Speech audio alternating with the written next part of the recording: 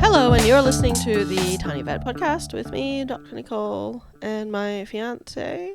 Comedian Jez Watts. I just got back from Tasmania, where I was performing stand-up comedy, and apparently I missed by a matter of hours an event where 2,000 people run naked into the ocean at 6 a.m., which I'm not sure if I would have participated in. But I do know that with a 38-year-old torso, nobody wants to see. Oh, that's horrific. It's so cold. Yeah, it's part of Mona's, the end of their Dark Mofo festival. Jesus.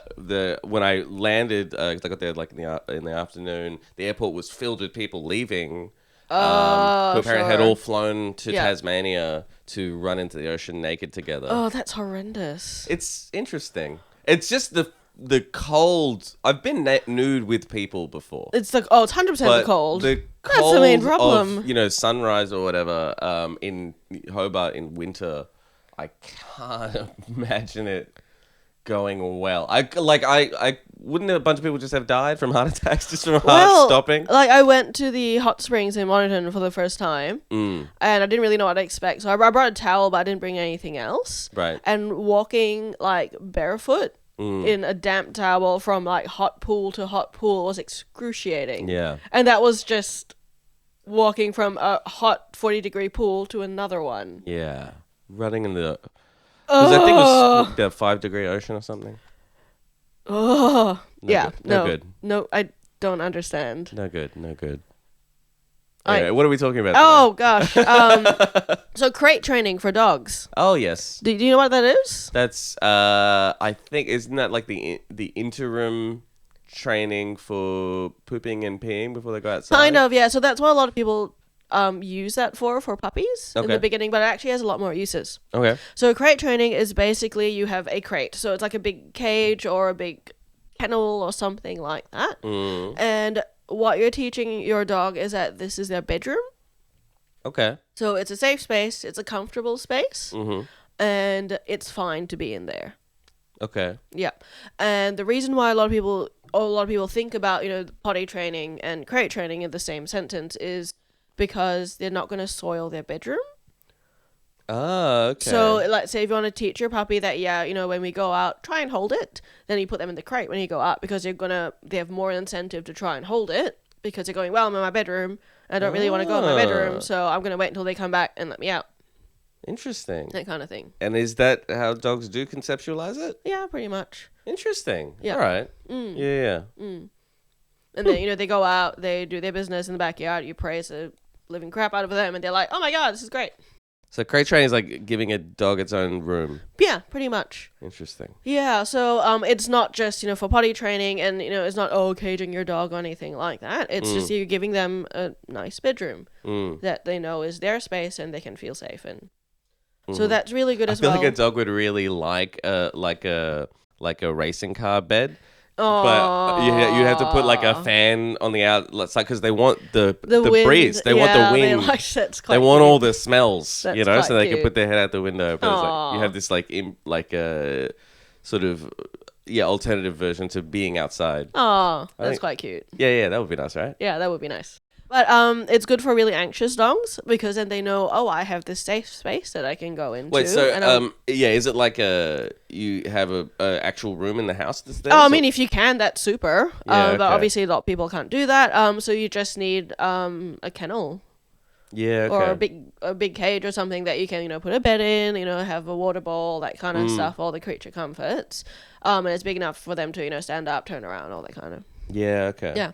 And that's like their place to escape from any stresses. Yeah. So really good for dogs with anxiety. So storms, visitors and all that, they know that they've got a place that they can go to. So do you put like plush toys in there and stuff? Yeah, whatever they want really. Yeah, okay. One thing I really like using with crate training is food puzzle toys.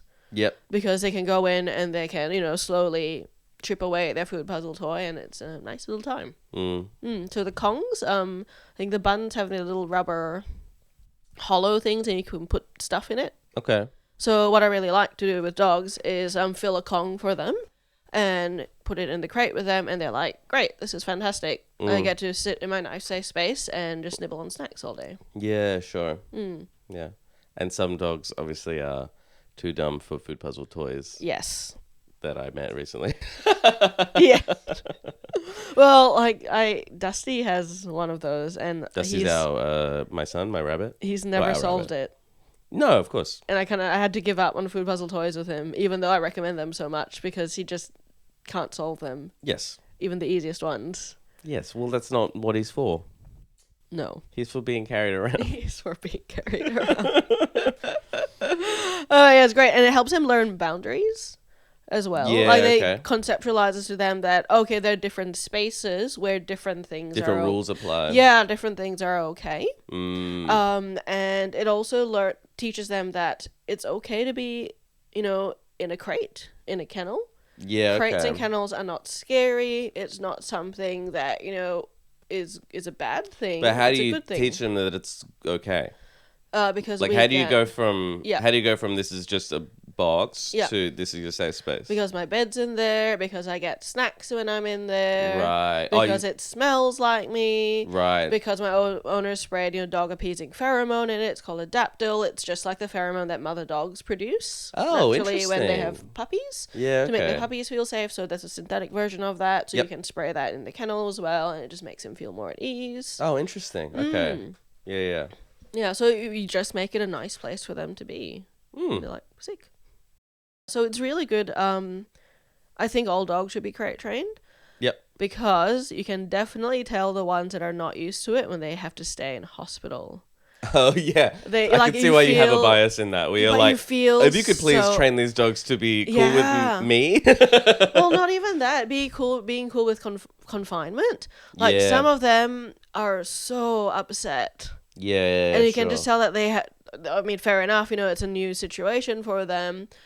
On top of every other new things, they obviously don't feel well if they're there. There's weird things happening, there's uncomfortable things happening, and on top of all of that, they're confined and they're not used to being confined, and they don't see that as a safe space. Yeah, sure. Like, they're really upset about it, and it's hard. How old should they be when you're crate training them? Oh, you can start from when they're puppies.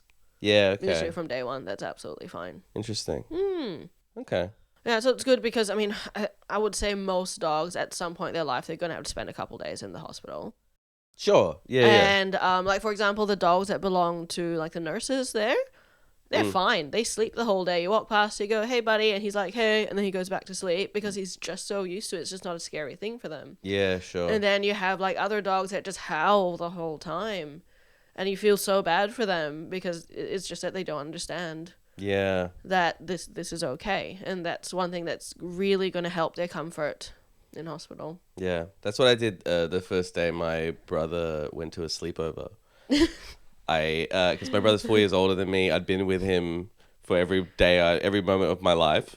And then he left and he went to a sleepover. And apparently I spent the entire night howling and screaming and crying and being like, bring him back. Wow. And my that's not good. Parents initially were quite like, oh, it's okay. And then finally my dad was just like, get over it, brother.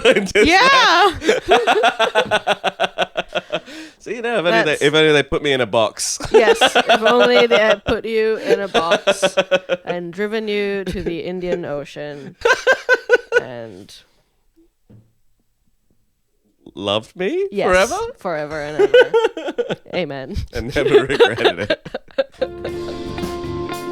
The Tiny Vet Podcast is brought to you by Upilio. Sources for our topics can be found at upilio.io.